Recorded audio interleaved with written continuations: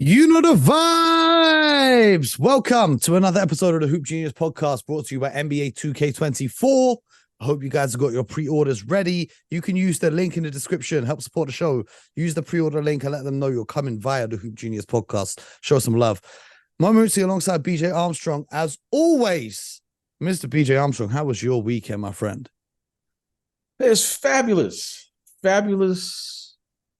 You know, Mo, I had a family reunion to attend. So it was great. And wow. Catching up. In so Detroit? That was good. No, actually it was out here in on the West Coast out here in LA. So it was good. It was good. So that was good. And all of the kiddies are back from college. So that's good. Get a chance to see everybody. They still talk to me, Mo. And you know, kids in their 20s still talk to you, so that's good. And so it was good. How was your weekend? Man, it was good. My best friend got married, went to the wedding. Oh. I was looking fresh in my suit, black suit with a green tie, so I had some black and green Jordan 1s on, and so many people came up to me like, yo, that's a fresh fit you got going on. Those are some fresh kicks. And then my mom, obviously, because she knows my friend, she came up to me. She goes, you look like an idiot. Put on some proper shoes. So it was a mixed bag. I did my best. Shout out to mom. Shout out to mom every time. I did my best man speech. That was a great success. And what's funny is obviously like the wife's side of the family, a lot of them don't know me. You know, they're just kind of older people. They don't really watch media, social media, that kind of thing. So they will come up to me. They're like, wow, that speech was amazing. You should think about doing public speaking for a career. And I was like, boy, do I have some news for you guys? I might know a thing or two about speaking in front of crowds and cameras. Maybe, just maybe. Oh, that's good. That's good. It felt like over here, everyone got married this weekend. Because it's like the middle weekend of the summer. Yeah. Everyone wants to get married. Unfortunately, in London, it was pouring with rain, which kind of dampened things a little bit. But across the NBA, there were some weddings. Trae Young got married. Congratulations to him. Joel Embiid got married. Congratulations to him. And now Twitter, or Elon Musk has renamed it as X, which I think is pretty damn weird. And we're still, you know what I was thinking about, BJ? You know, when we're on the show and we talk about the Lakers, and I always say, well, when they go back to Staples, and you say, no, it's crypto now. No, it will forever be Staples Center. It doesn't matter how many times they change the name. That's the same thing with Twitter. I don't care if they rename it as X Corp, or whatever the hell they're doing. It will forever be Twitter. But the timeline is talking about James Harden not attending his teammate or soon-to-be ex-teammate Joel Embiid's wedding. Instead, he was supporting Bun B's new burger venture. I don't know if you've seen that.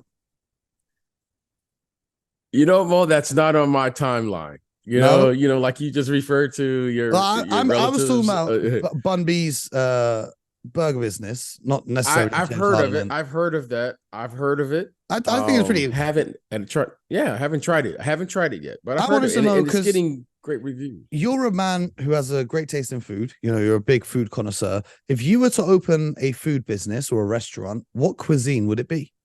Oh. This is how you know we're deep in the off season, by the way. Now you're talking. Now you're really talking my language. Okay, what would it be? Now and it can't be a mix of everything. Is you got to pick one. No. I have a specific. Okay. BJ's barbecue. Okay. Mo, I all my family knows that's what I do, and you know, Mo, you've heard me talk about it. Coming for the dino ribs. About it here on the show. Mo, I love open pit cooking. I love barbecue, and it seems like I eat it like, if not every day now, every other day, especially in the summer. Last night I feel like he's a friend. I don't know him, but I've attended some of his cooking events, so forth and so on. And Mo, I love barbecue. I would love nothing more to have a barbecue place. Let's make it happen. Where you have outstanding barbecue, like not just, you know, well, I don't know if you've ever had outstanding barbecue. No, like something I've had nice barbecue, but not what you're talking about. Yeah, but when you have an outstanding mode, when it's outstanding, and you cook, and you really, you have to. That's why they call them the pit masters. You have to have someone who actually understands the art of cooking slow on an open fit. It's nothing like it. and it's great. So that would be my go-to, just good barbecue. Okay. You know, pork ribs, beef ribs. No pork. We don't have I'm just saying, if you're going to cook barbecue, you want to cook everything. Chicken. All right. In the fish. London franchise, we have a no pork though. You can keep that over there in LA. Right. When we come to London, it's all halal. Oh well, that's fine. I just want to cook. It doesn't matter what we're cooking. But we'll get one in LA. We'll get one in Detroit, one in Chicago, one in London. How about that? Oh, well, that's too much. You just got to have one. Man. You just have to have one, two maybe.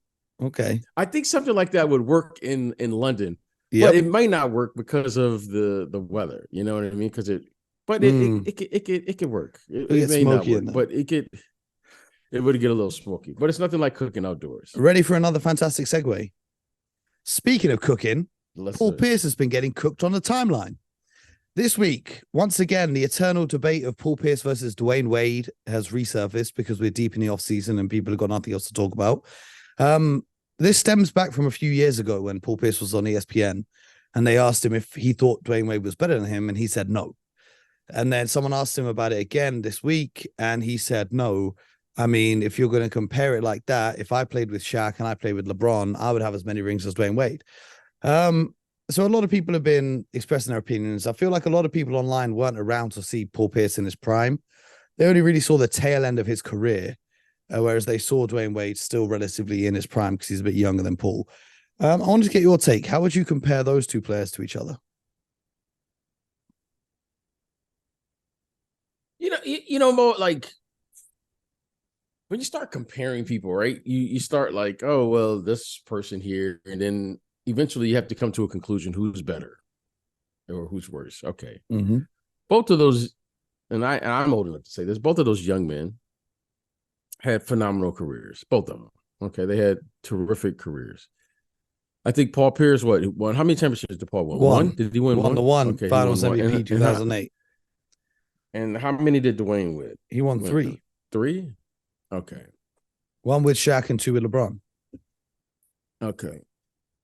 And Chris Bosh and those guys were on that team. I think Ray Allen was on that one. For the second one, teams. 2013. Yeah. Okay. So here's the deal. No one alone, even Michael Jordan, you can't win it alone. You can't win and advance without a team, without a group of people, right? You got to have excellent coaching, front office, got to put together the team. Then you have to have once you have a good team, then you have to stay healthy.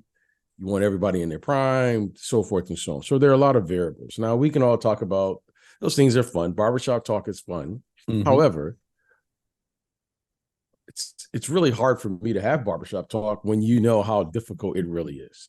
I mean, Mo, it's really hard. Well, this is what I wanted to fun to do. This is what I wanted to get to. From your side, as a former player in the league and someone who's still around the league now, how much do players talk about this? You know, is it because obviously our listeners have never been inside the locker room? Can you give us the insight? Do players sit around and, you know, say you've got a matchup coming up and you're going up against John Starks and the guy is saying, yo, BJ, you got this matchup against this guy or whoever it might be, right? Is it a big thing for the players or is that mostly just fans talking? Well, here's the thing. You know, when you go into a game, okay, let's you and I go into a game, right? Mm-hmm. First, let's recognize we are going into a game. It's not like Mo is going into a game. Yeah. Mo, your matchup tomorrow night is LeBron James. It's not an individual matchup. I'm telling you, the AC. The matchup is the matchup is we are playing against a team, and we're going to try to take away their strengths. Okay, one of their strengths, whenever you play against a LeBron James team, would be the following. We have to wall up and defend him because he's going to get the majority of the touches in the offensive sets. Okay. So all of these individual matchup things, it's like fantasy basketball. It's just like, because everyone understands who plays that's not a thing. You're playing against Steph Curry. It's not an individual matchup. It's we. Your job is to force him into the help. That's your job. Mm-hmm. Your job is the guy who's supposed to help. You're supposed to be there 100% of the time. That's why you hear guys say, oh, my bad, because there was a breakdown in the scheme. Yeah. Okay. Every team has a defensive. It's like what Mike Tyson said. Everyone has a plan until you get hit. Now, after the guy hit 4 or 5 threes, then he frustrates you, and then the game opens up, and then he has one of those third quarters or fourth quarters where he explodes. It's a we thing. You got to stay connected. How many times do you hear coaches say, let's stay connected? What does that mean? That means we are defending against this team. So do I think guys sit down and no, I don't. Not the great players, because if you're a great player, you can't get caught up in an individual matchup. Now, do you get excited to play against another great player? Absolutely. Absolutely. But the thing is, Mo, every player on his team has a different role on his team. Okay. If you're Shaquille O'Neal, they're going to play through you. If you are, let's say, another center, Kevon Looney. Well, yeah. You know what? You got a different role on your team. However, the objective is win the game. Win the game. Okay. So that's what guys talk about. Now when you're younger and you're playing maybe high school and okay, yeah, okay, it is different because the team is basically centered around you. You're the best player probably on the team. However, when you get to this league, I don't care how good you are. You have to learn how to play with one another, because you could see now guys say, well, this guy doesn't pass the ball and this guy doesn't because winning is the goal here. So it's fun to talk. However, we all know it's not real. And some guys will play along to it. So I want to get back to this Paul Pierce thing. Paul Pierce and Dwyane Wade. Like, if anyone played with Shaq in his prime, LeBron, I could have got a chip if I played with the prime Shaq and played with the prime. That's what LeBron. I'm saying. Like, that increases your chance significantly. So he's telling the truth there. However, the truth. I don't want to discredit what Dwyane Wade did, right? Especially in 06. Tear down. Yeah, I mean, Dwyane Wade was, if I remember correctly, he was the best player on that team. Yeah. I don't think Paul Pierce was saying it to discredit him. I think he was saying that's the logic the fans are using. Dwyane Wade's got 3 championships, I've got 1. And I think that's the reason why he was saying that. I don't think, because he came out and said how much he respects Dwyane Wade and how great Dwyane Wade is as a player. Let me ask you this, though. If you had to play alongside one of them, because I don't understand the comparison, because they're not very similar players. I mean, they both played on the wing, but they're not that similar in terms of play styles. They have 2 contrasting play styles. Paul Pierce is a much better outside shooter. Dwyane Wade is obviously throwing down a lot more dunks than Paul Pierce. Who would you rather play alongside? Dwyane Wade or Paul Pierce? Yeah. Paul Pierce. For me. Yeah? Yeah. Why so? Paul Pierce.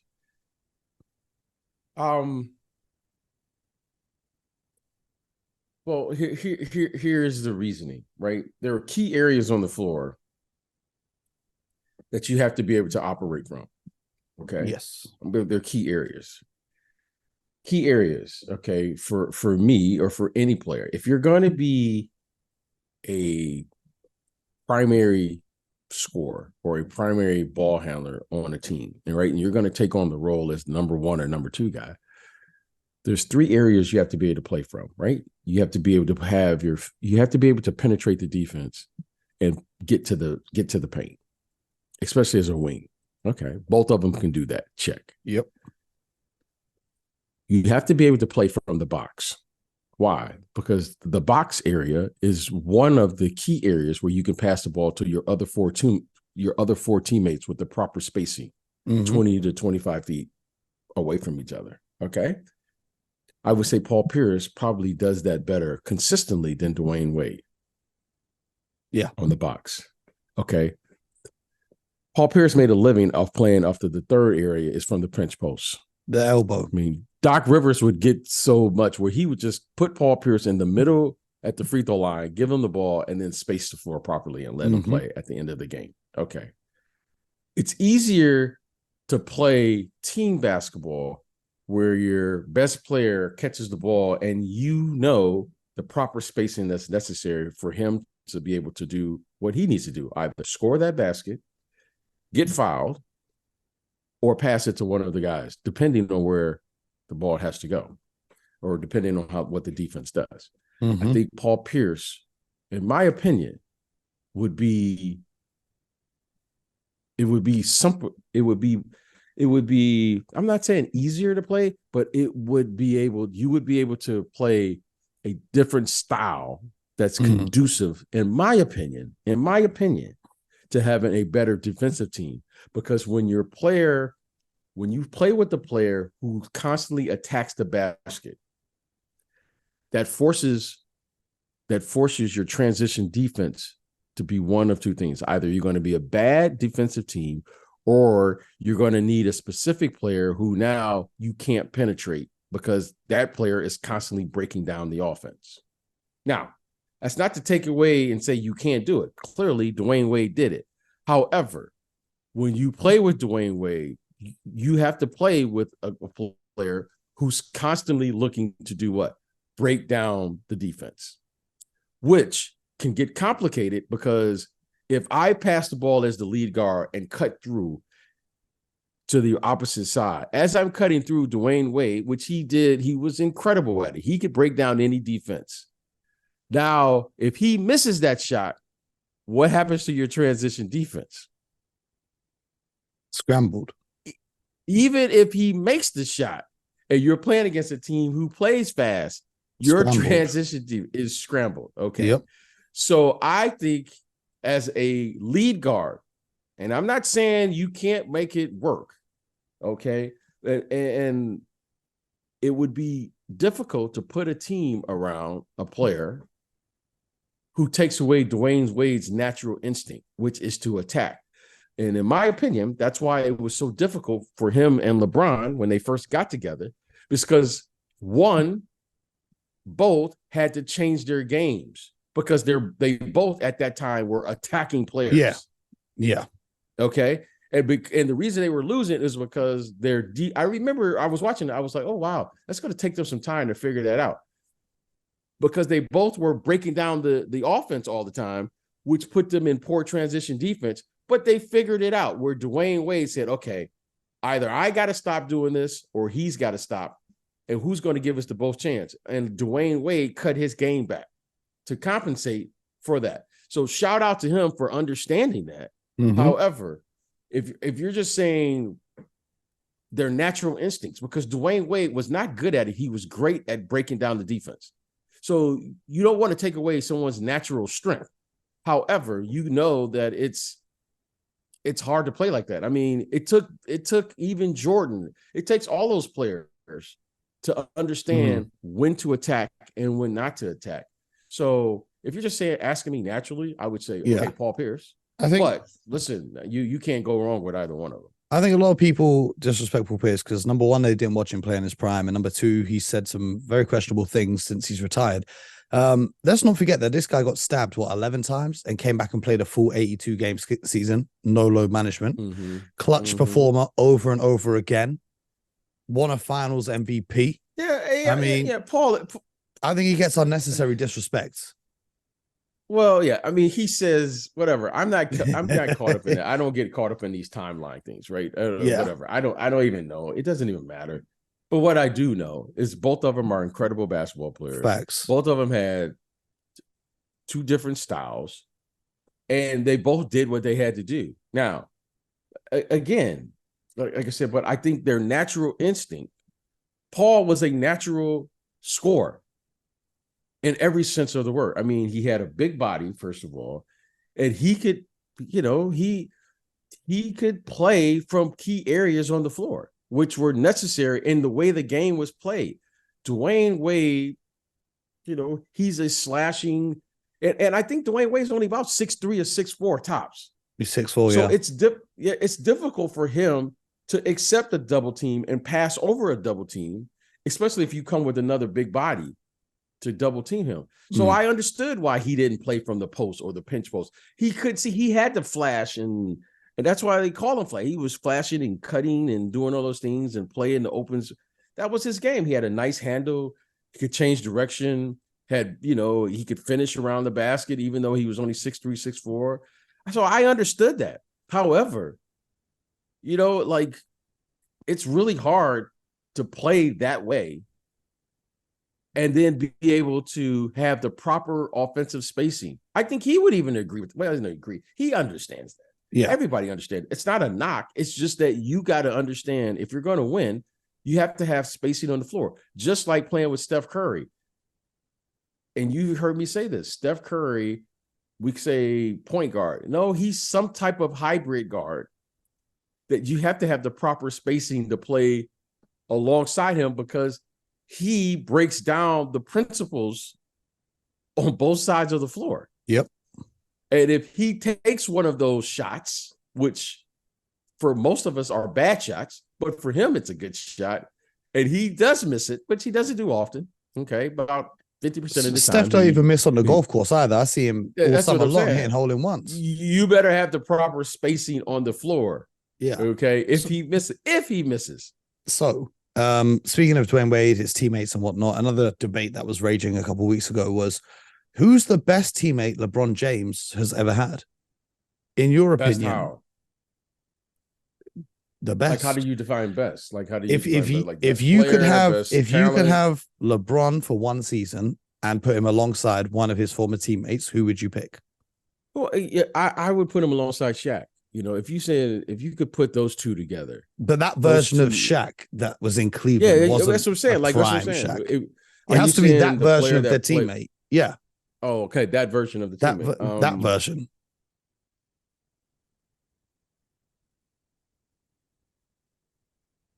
The one that he's had the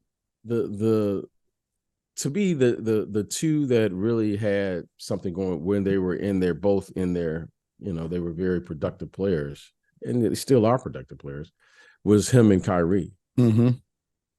I mean, you're saying that you say in their primes or when they were together. Yeah. I would say him and Kyrie, they because Kyrie is a magnificent offensive scorer, and LeBron is a facilitator who can score. Okay. LeBron's first instincts, even though he's the all-time leading scorer, his first instinct is not to score. His first instinct is to, he will facilitate, and he's shown over his career that if the defense collapses on him, he will pass the ball regardless of time and score. So I think those two probably in their time together, they complemented each other, because Kyrie is he's a scoring guard who happens to be able to do a lot of different things on the floor. But those two seem like they had a good understanding of floor balance on the floor, and they complemented each other's game. Yeah. And that's probably why I think they both had time to reflect, that they probably left some chips on the table. You know what I mean? I think in terms of the fit with LeBron, I think you're definitely right. I think if you ask best teammate, obviously all time, Dwyane Wade and maybe even Anthony Davis would rank ahead of Kyrie Irving on an all-time list of NBA players. But fit-wise, I hear what you're saying. Even though defensively, they're not strong, because like a defense with LeBron and D Wade both on the wing, that's pretty scary. And a defense with LeBron with AD behind him, that's pretty scary too. But offensively, I think, the fit with Kyrie Irving, that's probably the best one. The reason I wouldn't pick Dwyane Wade is because both of them were on the wing. Yeah. All right. So what makes a great tandem is you have either one or both of the areas covered, right? Jordan and Scottie Pippen, though, were on the wing together. Yeah, but Scottie was the lead guard on the offensive end. Yeah. Scottie initiated it was like a point forward rather than just a wing. So you always had one. So Scottie might have been guarding the other team's lead guard. Scottie and Michael were always opposite one another. So you always had balance. Okay. That's why Shaq and Kobe were so formidable as a tandem was because you always had one dominating the exterior and the one dominating in the interior. Kyrie and LeBron were always opposite one another. Inside, outside. Inside. You always want to have balance on the floor and be able to. You had both LeBron and Dwyane Wade on the wings, but neither one of them was initiating predominantly. And neither one of them was really a shooter like that. Exactly. And so they were unbelievable. Trust me, they pose a lot of problems. However, once you get into a playoff series, or you can make sure, the guy who's guarding Dwyane Wade, whoever he's guarding, let's just put him in the corner, and let's put LeBron James guy in the corner, and just take them out of the defensive rotations now. Yeah. Follow what I'm saying? Where if you have them always opposite, you can't have two basketballs on the floor at the same time. So one will always be in the play, the other will always be, and they could always play off of one another on both sides of the ball, especially Shaq and Kobe. You couldn't take them both out of the game. You couldn't take Scottie and Michael out, because now you can put the matchups. Okay. So in saying that, I just thought Kyrie and him, they had a balance. Yeah. They really had a balance with one another that was just like, okay, because they complemented each other. I often think, like, if Kyrie never asked out and they managed to keep that show going for a bit longer, what that would have ended up looking like. Because exactly. I really thought that was a good combination, and then you could build a team around that. Like, then you can put Kevin Love around that, and Tristan Thompson, and all Richard of the Jefferson, other parts, all these guys, and all those players around, because they really. And the thing that I loved about when they played together was it allowed them to both have moments on the floor separately where they could both dominate and go to their true nature, because LeBron could facilitate and be just as effective with Kyrie, but then he could go to become a scorer without Kyrie. I think even like the one that sums it up is like Game 7 of the finals, LeBron with the chase down block, and then Kyrie with the shot to seal the win over Steph Curry. That to me is what I say. Okay, to me, that's what building a team is all about. It's now you're building, because now you're taking advantage of your best player, who was LeBron James. What is the best thing that he does? If he is not the most versatile player on the floor, what's the point of being LeBron James? So if he could, at some point during the game, he could be the best facilitator. At some point during the game, he could be the best scorer. At some point during the game, he could be the guy that plays in transition. At some point in the game, you can move him to the 3, the 4, even playing against the Warriors, he could play the 5. So if you don't utilize his versatility, what's the point? If you just make him into a 3, then okay, could he do that? Yeah, he could do that. But what makes him great is he could do all these different things during the course of a game. And how many teams have that level of personnel to be able to match that? Not many. Absolutely. And Kyrie he's a problem when you can just like match him up with his matchup. Like, there isn't a guard that can match up with them. I'm excited to see Dallas this season after they've had a bit of time to get things together. But speaking of dynamic duos, the best duo in the podcasting world is right here. So make sure you subscribe to the show, Spotify, Apple, YouTube, all of that. Got me down low, crushing the paint, and BJ on the outside, knocking him down. Make sure you subscribe to the show. We got a lot more on the way. We are deep in the off season, so anything you guys want us to talk about, hit us up in the Discord. The link's in the description. Let us know what you want to hear our opinions on. We're going to keep this show rocking the whole way through, because it feels like the summer's going slowly, B, but we'll be back before you know it. The season will be back. Man, I think we've got a FIBA World Cup before then. But slow to you, but not to me. We got about 4 more weeks, Bo, and we back at it. BJ, for me, one day without the NBA is one day too many. So okay. We'll keep this going. You guys make sure you subscribe. Appreciate each and every one of you. We got some stuff in the works, so stay tuned, stay locked in, and most importantly, get buckets.